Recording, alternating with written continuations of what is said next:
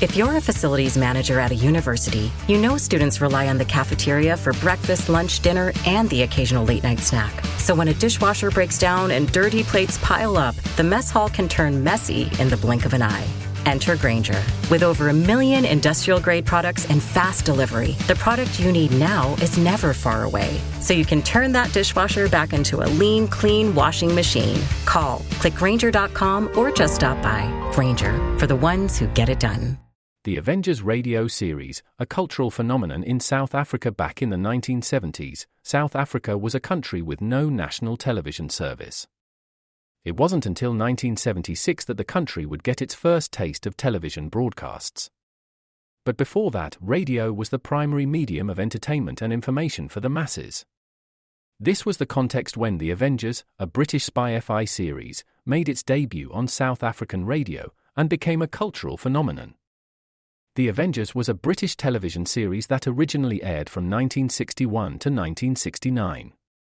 The show revolved around the adventures of John Steed, a suave and sophisticated secret agent, and his various female associates. The series was a unique blend of traditional spy thriller elements with science fiction and fantasy, which set it apart from other shows of its time. While the series was hugely popular in the UK and had also made a significant impact in the American markets, being one of the rare British series given a network transmission slot, it was virtually unknown in South Africa. This was primarily due to the lack of a national television service in the country until 1976. However, as a film series, The Avengers was able to gain some exposure in South Africa through film rentals. But it was the launch of the radio series that truly brought The Avengers to the masses in South Africa. Come and listen at www.myclassicradio.net.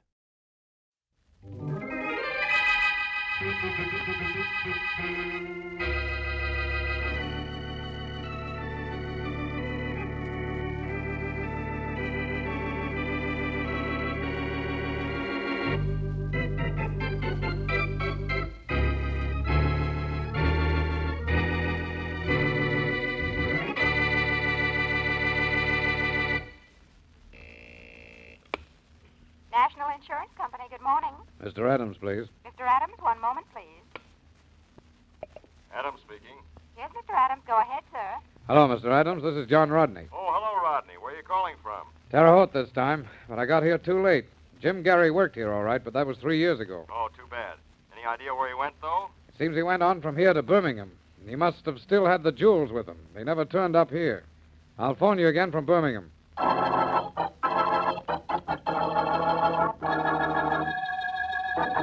Hello, Mr. Adams. This is Rodney in Birmingham. Oh, yes, Rodney. Any luck?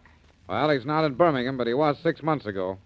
Seems he was mixed up in a shooting here similar to the killing in Omaha 6 years ago. Another jewel case, eh? No, not this time. No jewels were taken. Well, where to now, or are you giving up? I'm never going to give up, Mr. Adams. I'll find him. But how will you know him when you do? You still have no positive identification. Well, I may get it. I just found out that he had a grandmother in Greensboro. If she's still alive, maybe she can tell me something about him. I'll phone you again from there.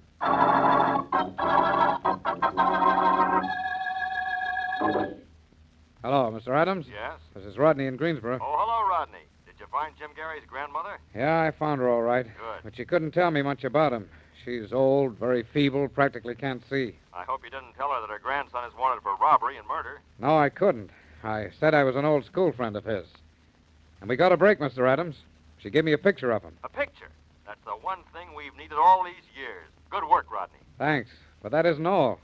His grandmother says the last she heard of him, he was in New York. She thinks he's still there. I'm taking a plane out of here this afternoon. I think I'll find him at last, Mr. Adams. It won't be easy, Rodney. New York is a big city. Yeah, but I got Jim Gary's picture now. And I've trailed him for 5 years without it. If he isn't in New York, I'll find him somewhere else. I'll never give up.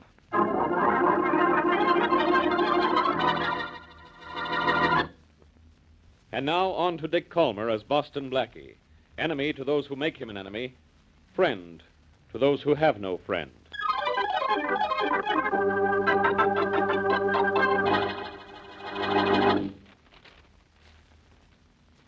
Jody, I have to hide behind that newspaper all afternoon. Can't you talk to me a little? I'm lonesome.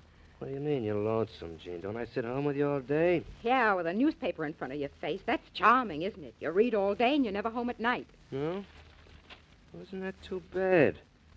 What do we do for money if I stayed home 24 hours a day? Where do you think your clothes come from? The 5 and 10? quit it, The will kind you? of work I do pays good money, and I do a good job, too. All right. Where was I? Hey, there's something in the paper here about the job I did night before last. Yes, I know. I saw it.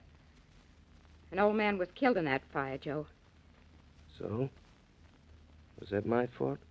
You set the fire. Come here, you. Joe, let go of me. I ought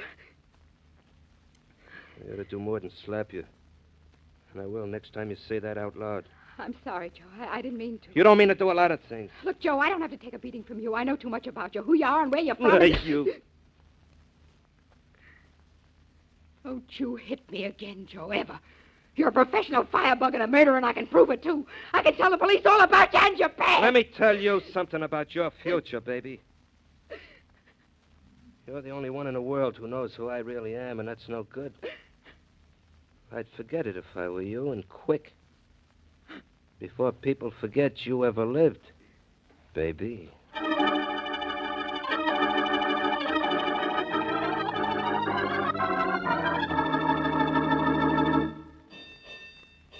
Get that alarm box number, will you, Bill? Yeah, sure, Lieutenant. Probably not for us. But you can never tell where that firebug's going to strike next. It's Box 234, Lieutenant. Not in our district. Wonder if the police will ever catch that nut, Lieutenant, huh? I think they will. There's a man killed in that fire night before last. He'll get the guy who set that fire and get him for murder, too. Well, I sure hope to get him soon. Hey, look who's coming into the firehouse. It's our old friend Blackie. And my friend Mary Wesley. Hello there, fool. Hello, Lieutenant. Hello, Lieutenant. Wesley, how are you? It's been so long since you and Blackie been down here, I was afraid maybe you preferred police headquarters. Oh, there's more excitement here, but more fun down there when Inspector Faraday starts talking. Hi, Bill. Hi, Blackie. Miss Wesley. Hello, Bill. Hey, the phone bill, get it, will you? Yeah, sure, Lieutenant. Having a lot of trouble with that firebug, Lieutenant? Yeah, plenty, Blackie. But the police won't let him run loose long. I hope not. What? Yeah, you bet. Hey, Lieutenant, fire in a rooming house at 624 Cannon Street. Big one. Bill, ring the verbal alarm button. So long, Miss Wesley. Come on, Mary, let's get out of here. So long, Lieutenant. So long, Blackie. Hey, Lieutenant, the alarm was sent in from Box 454. That's on the corner near 624 Cannon Street, all right? Well, let's get out. All right, you guys. Come on, get a move on you fellas. Driver at 624 Kenner Street. Fast. Outside and stop traffic. Quick. Smith, turn on that mouse light. Come on, get out. Get out.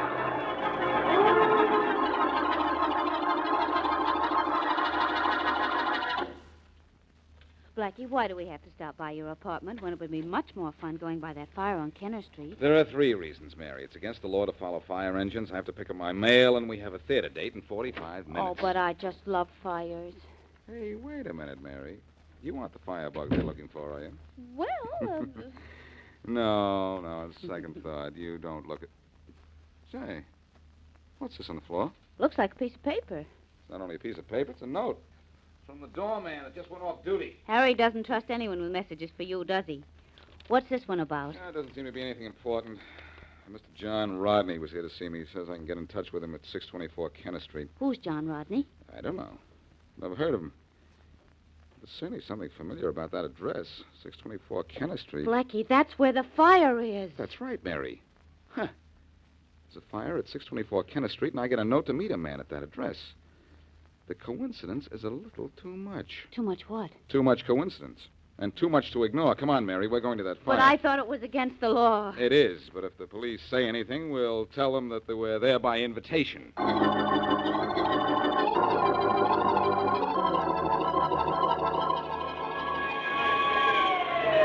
Here comes the salvage crew, Inspector Faraday. A lot it'll have to salvage, Lieutenant. That house is just about gone. Yeah, I'm afraid it is, Inspector. Probably another arson job, too. I wouldn't doubt it. We've got to get that firebug and get him fast. Sure wish we could. This is the 5th fire in the last 2 weeks. And in every one, the building's been almost a total loss. Yeah, and in that fire the night before last, a man died. Any fatalities this time? Not that we know of yet. This was a rooming house. The landlord gave us a list of boarders. Yeah. So far, they all been accounted for, with the exception of... Hey, who's in that car just pulled up? I don't know, but he better get out of here. Hey, you, keep moving. Get that car out of here before... Faraday, at last they've got you directing traffic. Blackie, no, it can't be. Blackie, don't I have enough trouble now? You know that much? No. Now, don't burn up, Faraday. The fire department is busy enough already. Hello there, Lieutenant. Hello, Blackie. Beat it, Blackie. Oh, no, Inspector. Mary and I have an invitation to this fire, and she decided to watch it from the car. Well, you watch it from your car, too. Only park it on the other side of town. Oh, now, Faraday, you wouldn't spoil any fun of mine, would you? I just love fire engines. It's all right with you if I hang around, isn't it, Lieutenant? Yeah, I suppose so. Nothing to see anymore, though, Blackie. We have the fire about under control. Why did you have Faraday here, Lieutenant? Just for laughs? You know very well why I'm here, Blackie. There's a firebug loose in this town, and a man was killed in that fire the night before last. So I'm looking for a killer. Who invited you here? Well, Faraday, somebody left me a note telling me to come to this address. The firebug sent it, I suppose. No, I doubt that. It was from a man named John Rodney. Do you know him? No. Blackie, did you say John Rodney? Yes, he lived here, didn't he? This was a boarding house. A lot of people lived here. And one of them was a John Rodney. I have a list of all the tenants in the building. They're all accounted for except one. And the only one missing is John Rodney.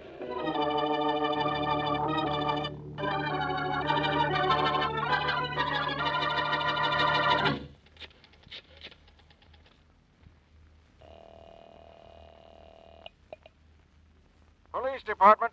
Let me speak to the officer in charge. Hurry. What do you want to speak to him about, lady? It's important. It's about those fires. Huh? The one set by the firebug? Yes. Now may I speak to him, Just please? a minute, lady. I'll connect you with the head of the homicide department, Inspector Faraday. Yes? Inspector Faraday, this is Jean Marsh. I know who's setting those fires, and I have proof, too. Yeah? How do you know all these things? Well, there isn't time to tell you. Come to 1414 Well Road, and You'll what? Well, I'll explain all about it. You see, it's not as simple as you think. Look, you know who the firebug is, or don't you? Yes, I mean, no, not exactly. I'm not sure. I'll have to think it over a little more. Goodbye.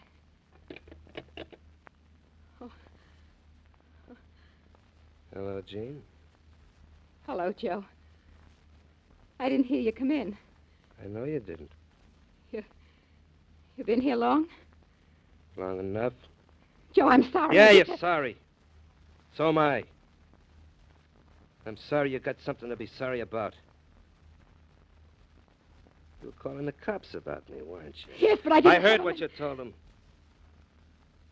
And believe me, you're going to be plenty sorry I did, baby.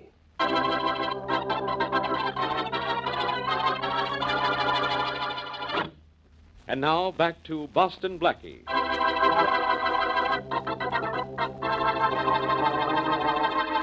John Rodney, insurance investigator, uncovers a picture of fugitive Jim Gary and feels that his 5-year search for the culprit is nearing an end. On his arrival in New York, he takes a room at 624 Kenner Street, then sends a note to Boston Blackie to meet him at that address. A firebug is loose in the city, however, and by the time Blackie gets to 624 Kenner Street, the rooming house is in flames, and Rodney is missing. It is the next morning now, and as we return to our story, the missing Rodney is phoning his home office.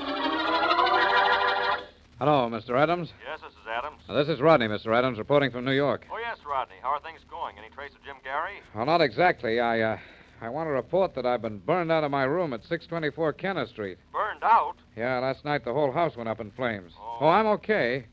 Only I got a tough break about Gary's picture. What do you mean? What's happened to the picture? Well, it was lost in the fire. What? Definitely lost. My papers and extra clothing along with it.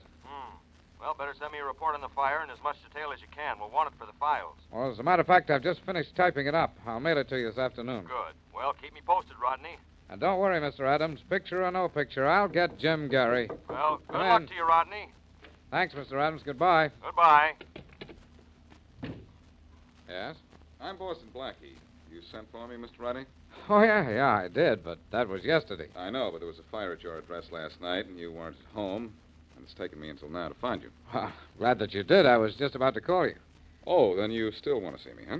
Well, I just wanted to explain that note of last night. You see, I did have a reason to talk to you then. I had a photograph I wanted to show you. A photograph? Well, why did you want to show it to me? Well, I understand you know almost everybody in this town, and I had a picture of a fellow, Jim Gary, wanted in Omaha for murder and robbery 6 years ago. But why can't you show me the picture now? Was lost in the fire last night. Oh, gee, that's too bad. You don't know how bad. It was my only clue to his identity. The only picture, too. Don't the police have his fingerprints? No. And I'm not working with the police. I'm with the National Insurance Company. Oh.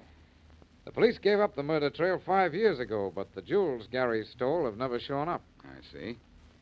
You think he stashed them somewhere? Yeah, we're sure that he has. And we're trying to recover them for the claim we paid on them. And you've been trying for 5 years? Ever since I've been with the company. And just when I might have been near him, that firebug sets my rooming house ablaze. What a break. Well, what makes you think the firebug set that fire? Well, the police think it was the work of a firebug. Don't you? Maybe. Maybe not. Maybe it was Jim Gary. Hey, it could be, yeah. I got to town only yesterday, but I did ask a few questions around. Say, maybe one of Gary's cronies got to him and told him I was here and with a picture. And he set fire to your rooming house to destroy the picture. It's very simple. Yeah, you're right, Blackie. I'd better put that in the report I'm making to my company. I want them to be as convinced as I am that I'm close to Gary now. I don't want them to tell me to quit after 5 years. You're not blaming the firebug in your report, then, but Jim Gary. Yeah. Would you like to see my report? Yes, it would. Here it is. Thanks. Uh-huh. Fire of obvious incendiary origin. Small frame house went fast. Fire started in second floor corridor just outside northwest room. Papers carrying stories of firebug at work in city. You're going to add the part about Gary, huh? Yes, I am. Well, still going to be a tough job finding Jim Gary, whatever he calls himself now. This is a big city. I know that, Blackie, but I spent 5 years tracing that guy, and now I'm positive I've caught up with him. And I'm not leaving here either until he leaves with me.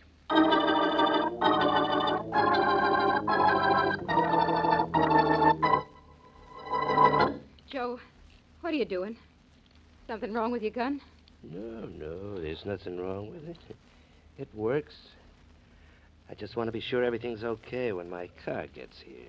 Joe, couldn't Relax, baby. Relax. Like I've been telling you, I heard what you told the cops on the phone. I just can't take any more chances with you. So when the car comes, we'll take a ride in the country. Joe, you really mean it? You're really going to do this to me? Sorry, baby, but I have to. I just can't trust you anymore. Right, there's the car now. Come on, get your hat on. All right. Wearing a cute one, huh? Do you mind? Wish you wouldn't. You look too pretty in it. Well, then maybe... It's not going to make any difference. Come on, now get your coat on and hurry. I'm hurrying. Fast as I can. Oh, yeah? You're taking your own sweet time. Wouldn't you, in a spot like this? No, I wouldn't. And I wouldn't take it as calm as you either. You sure are taking this calm. Yeah, I got to give you credit, baby. You really don't seem scared. I'm not. No? See this gun? Uh-huh. One wacky move, and I'll let you have it here, and we'll forget about the ride. Now, come on, you got your coat on. Let's go. And take that pocketbook of yours with you. I don't want it around here. Joe, come on, quit stalling. Joe, you are serious. You are going to kill me. You were serious when you called the cops. Come on, let's get it over with. Sure, Joe. We'll get it over with right now. What do you mean we'll get it over with? Oh. Gee, baby. That wasn't right. That's not the way I planned it. Where'd you get the gun? From my pocketbook. The one you made me pick up.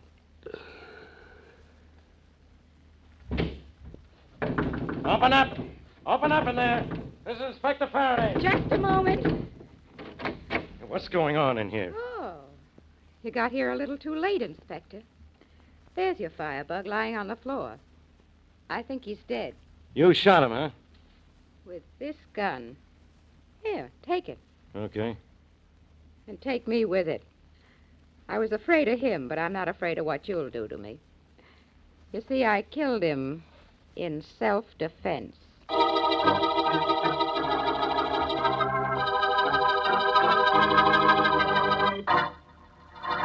Blackie, this is Jean Marsh. How do you do, Miss Marsh? She just shot and killed a man she claims is the firebug. How do you know he was the firebug, Miss Marsh? First, because he told me so, Blackie.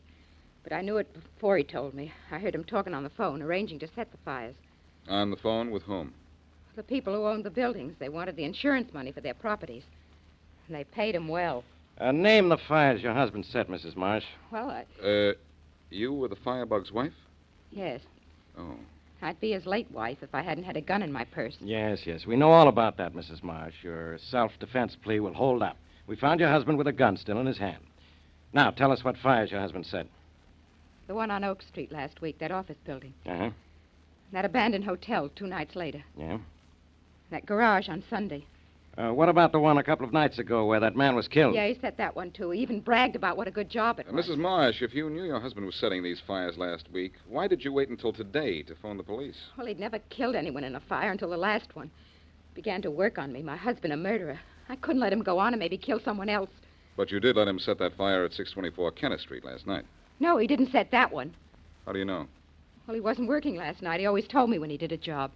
Your husband didn't set that fire on Kenneth Street last night? That's what she said, Faraday. Well, if he didn't, who did? I know who did. Jim Gary. Jim Gary. Who's he? A man wanted for murder and robbery in Omaha 6 years ago, being sought by John Rodney, an insurance investigator. The same John Rodney who had a room at Kenneth Street? Mm-hmm. You know where he is now, don't you? Sure. We found him in a hotel this morning. So this Gary set fire to that house on Kenneth Street. Why? To destroy the only picture of Jim Gary in existence. Rodney had it in his room on Kenneth Street, and Gary knew it. Mrs. Marsh, your husband's real name wasn't Gary, was it? No, Blackie. Marsh was his real name. Are you sure? Yes, I've known Joe since he was 16. We went to school together right here in the city. Joe never even been in Omaha. It's too bad. For a minute, I thought I'd found Rodney's Jim Gary for him. I don't know anyone in this town named Gary. Or anyone in town wanted in Omaha for anything. You wouldn't. But Gary's here, I'm positive. And so is Rodney. Now, if you just... Wait a minute. Yeah? Inspector Faraday, Yes? this is Lieutenant Barnes of the fire department. Oh, yes. You asked for a report on that fire on Kenneth Street. Well, the building just cooled down enough for us to make an investigation. Good. Did you find anything? Nothing we didn't suspect in the first place. It was incendiary, all right. Started in the hallway on the second floor. No trace of who started it, though. Okay, Chief. I've got some news for you, but I'll call you back. Thanks for the report. No trouble. Bye. Bye. Well, Blackie, the fire department finally got into that house on Kenneth Street and found out it was arson. Yes, I heard the conversation. Well, guess Rodney was right in his report. See you later. Hey, Blackie, where are you going? Well, all of a sudden, I know exactly where to find the man Rodney is looking for.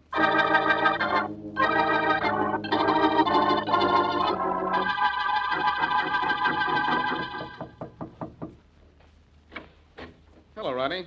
Well, Blackie, come in. Thanks. What are you all smiles about? I have some good news for you, Rodney. Oh, you have? Oh, about Jim Gary? I think so. Well, it's nice to get some encouragement. Inspector Faraday down at headquarters says I'll never find Gary, even if I look for him another 5 years. Faraday's been wrong about a lot of things, a lot of times. Well, I know he's wrong about this. Oh, maybe I am sort of temporarily stopped by the loss of that picture in the fire last night, but I'll find Gary just the same, because I'm never going to stop looking for him. I know you're not, Rodney, and I'm going to help you find him, too. Well, thanks. I'd appreciate that. But maybe you'll run out of patience, Blackie. I may be looking for him for a long time. You don't have to look for him, Rodney, because you're the man you're looking for. You're Jim Gary. Surprised? Yeah. Do you know how I know you're Jim Gary? Do you know I am? Yes. Now, I'll tell you how I know. That report on the fire you sent to your company. You revealed the origin of the fire in that report. Yeah, I did. Too bad you did, Rodney. Or maybe I should start calling you Gary now. Because you filed your report this morning, and it wasn't until this afternoon the building cooled off enough for the fire department to go into it. Oh, I see. No, I see. You had no way of knowing where that fire started unless you started it yourself. And I know why you started it yourself. To destroy the last bit of evidence that you were Jim Gary, the man you've been looking for. You're very clever, Blackie. I want to congratulate you. And I want to warn you, Gary, don't reach for anything, a gun, a knife, or anything to throw at me. This gun of mine throws bullets awful fast. Really? Yes. Just don't try anything. No. I'm not going to try anything, Blackie. But I don't think I'm going anywhere with you. Oh, yes, you are. Come on. No, Blackie. I don't think so. You're right about everything but one. I'm not coming with you. Oh, but you are. Oh, Blackie, I'm sorry to disappoint you, but I've taken poison. Gary. Gary! What a guy he must have been. He just couldn't stand being himself.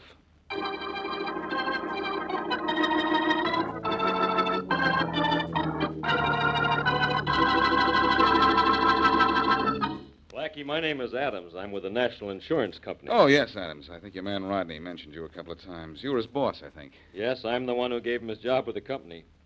He was a clever man, Blackie. Yes, he was.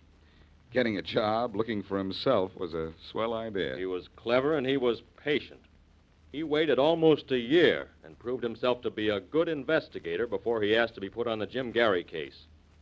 And he seemed to be so resourceful that we put him on that one case exclusively. Getting that photograph of himself from his grandmother was certainly a stroke of genius. That was the last possible clue to his real identity. He didn't destroy it then because he was afraid his grandmother might report that she'd given him the picture. Yes, that's right. Were you suspicious when he reported that the picture had been lost in the fire? Not a bit. I trusted the man implicitly. That man was a marvel, Blackie. Yes, he was brilliant, all right. But like all men whose minds are twisted, Jim Gary couldn't take it when things were turned against him.